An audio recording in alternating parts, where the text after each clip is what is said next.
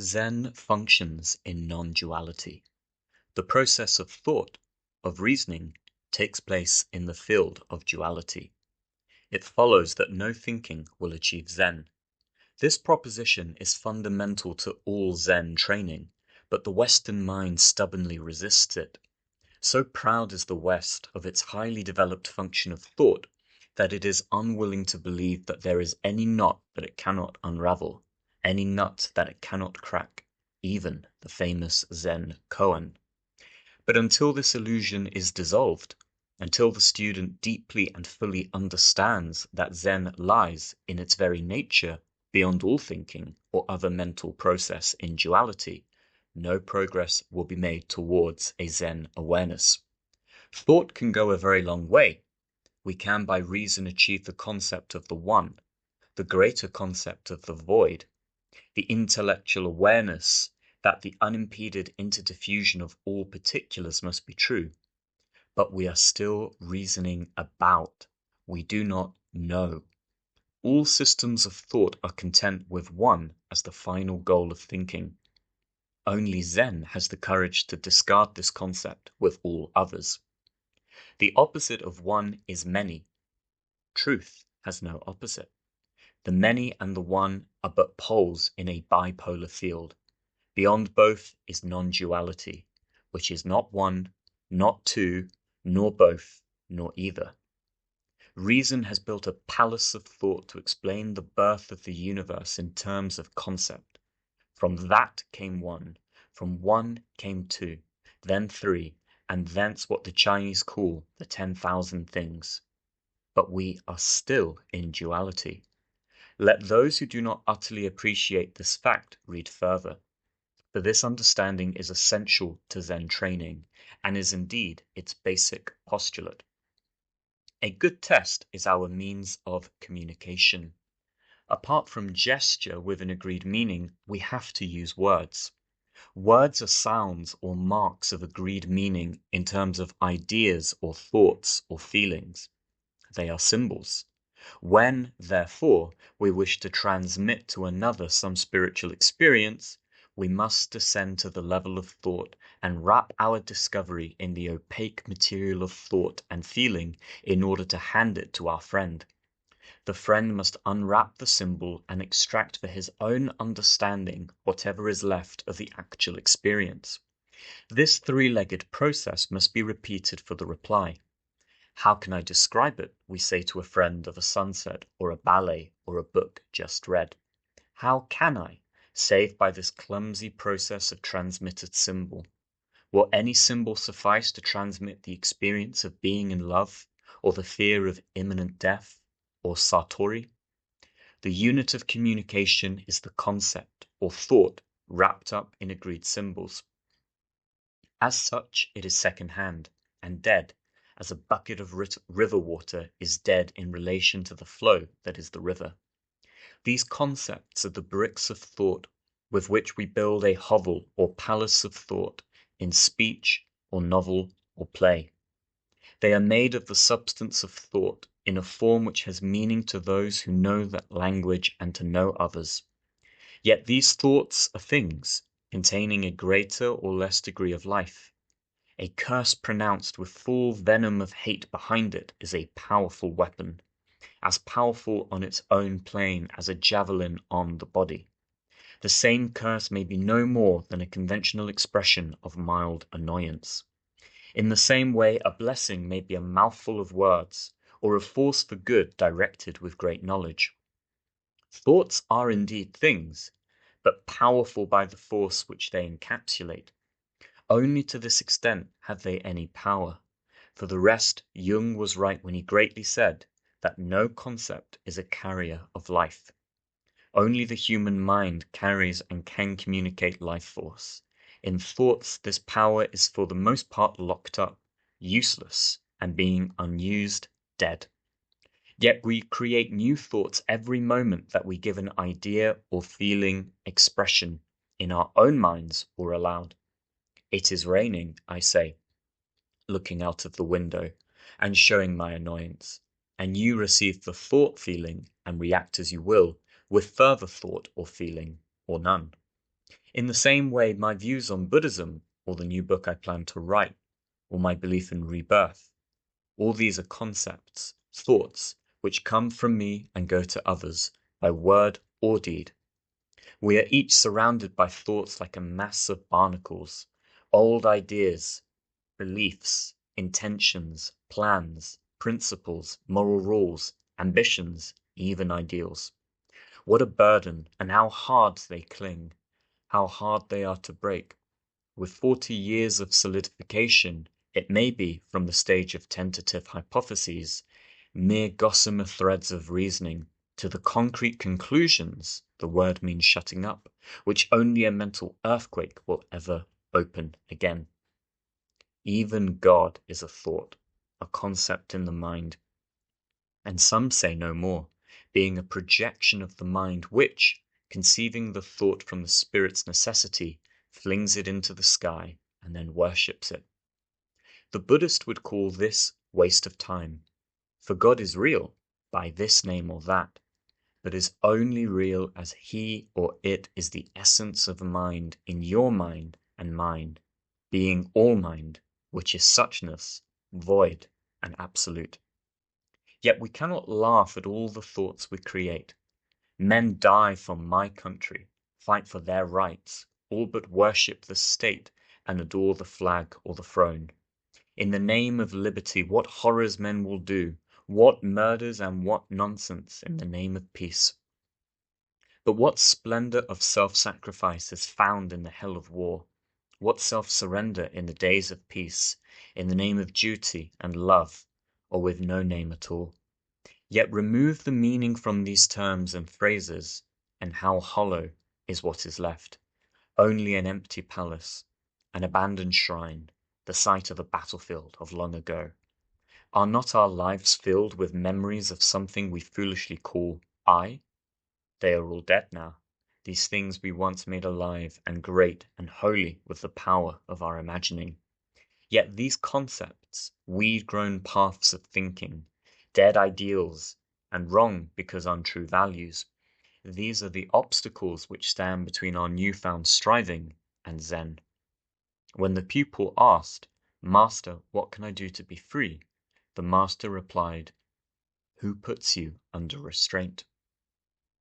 By the fetters of thought we are bound in a world of the opposites, and so far as mind is concerned, we know nothing save by a compound choice between them. If, for example, I want to describe to you my house, I say it is old, brick-built, semi-detached, 3-story, and in London. By this you realize that it is not a new, concrete, detached bungalow in the country. All description of things, visible or invisible, is achieved by a build-up of selected terms chosen from a million pairs of opposites.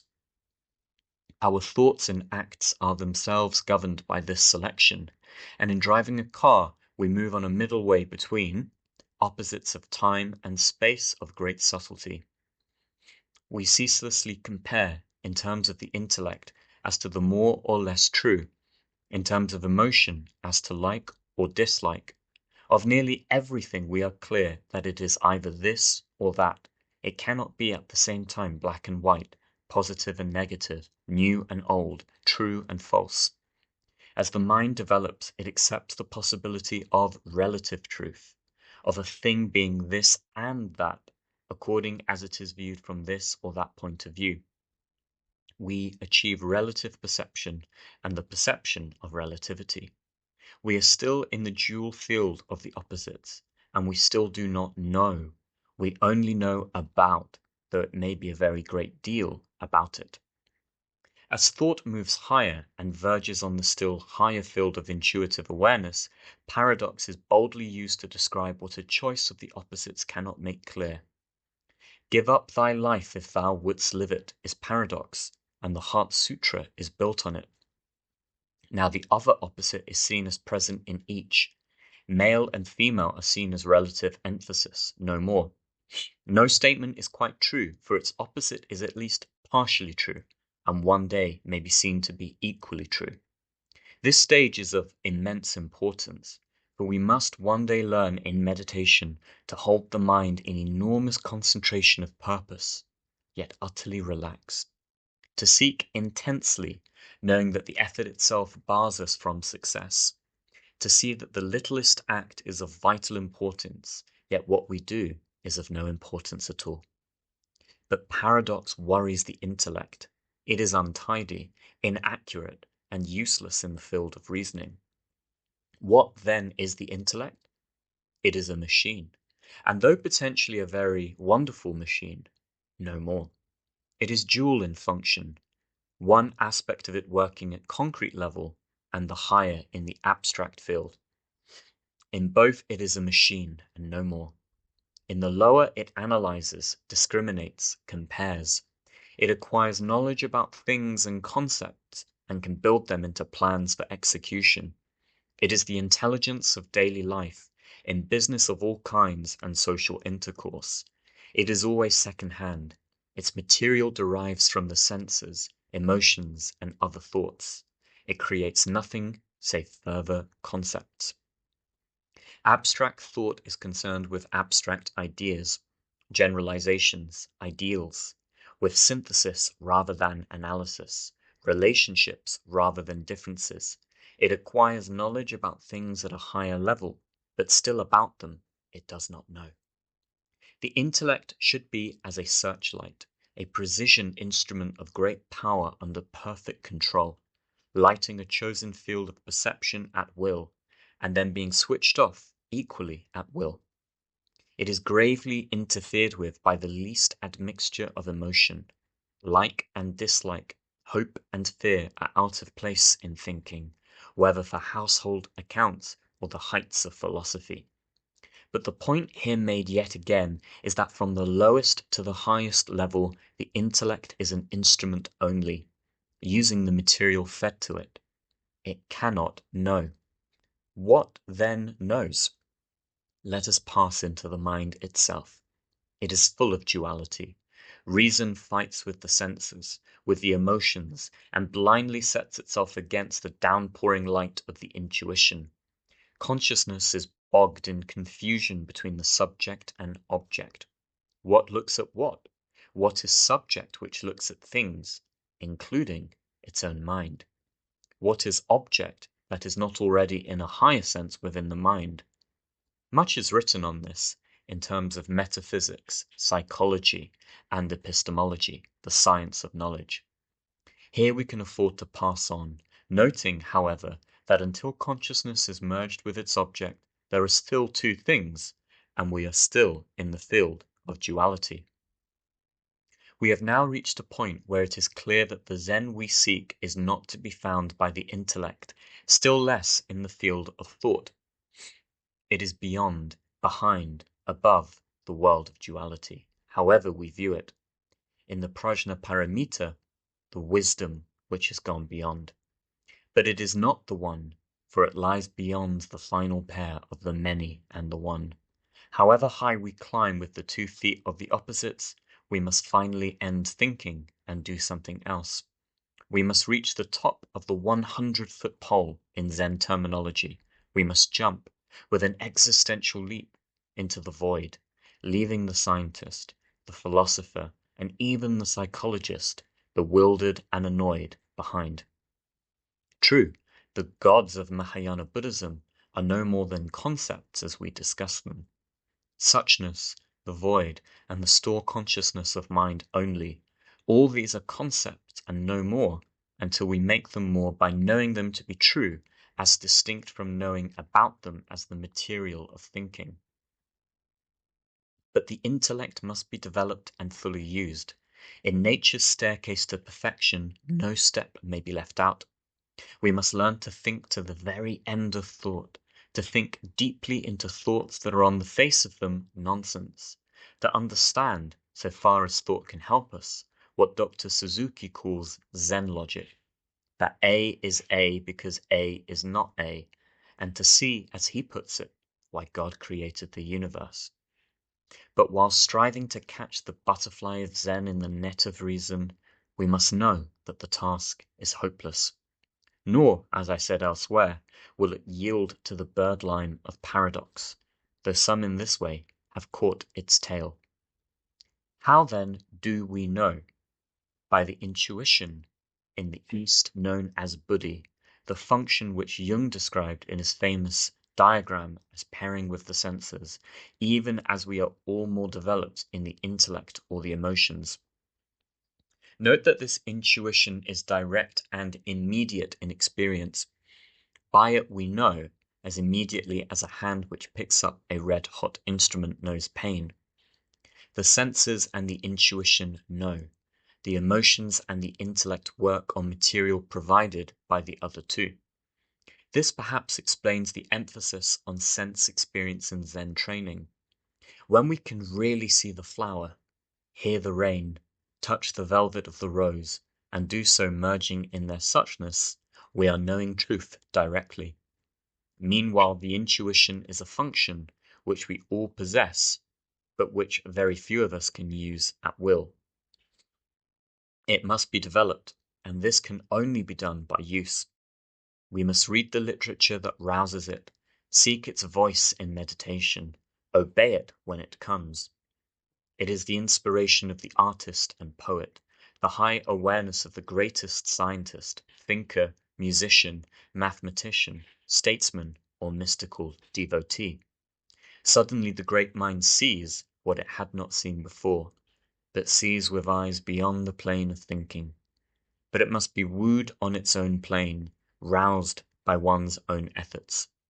Here is Zen, and we must find it, for the intuition is the function of direct contact with all mind. It is therefore the instrument by which the part makes contact with the whole.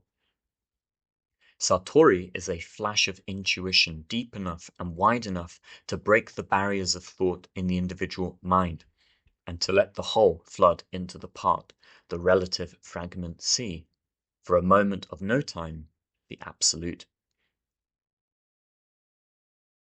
But its plane cannot be described. It is as foolish to tie labels round the neck of truth as to throw adjectives at the sunset. Truth may smile, but she will not be amused, and the sunset is whatever we shout about it. We must therefore rise to the plane of Zen, and not attempt to describe it, or to limit it in any way. It may be that these thousands of words to prove that Zen lies beyond thinking are quite unnecessary. But as shown in the correspondences set out in my Zen Comes West, the average student, though he may pay lip service to this statement, continues to search for Zen in books and lectures and recorded sayings. He will not face the fact that it lies in his own mind, but at a level above the highest thought he has then achieved, or ever will. At least let us now look further at the plane where, says the Masters, Zen is to be found. It is a world beyond the limits of reasoning. A proposition may therefore be true, although it is nonsense. Non-sense, beyond the limits of our conventional view of sense. A is A because A is not A is nonsense, but pure Zen. Poets know this kingdom, and the greatest verse proceeds from it. Children for a while live in it. Mystics reach it and try to describe it, but they have to use symbol and analogy and poetry to do it at all. Jung spoke of the numinosity of religion, the numinous, or superphenomenal region of the mind, which ignores the rational, for it knows beyond it. For this awareness is essentially beyond the four-square field of logic and reasoning. The prajna, wisdom, that we seek is paramita, gone beyond.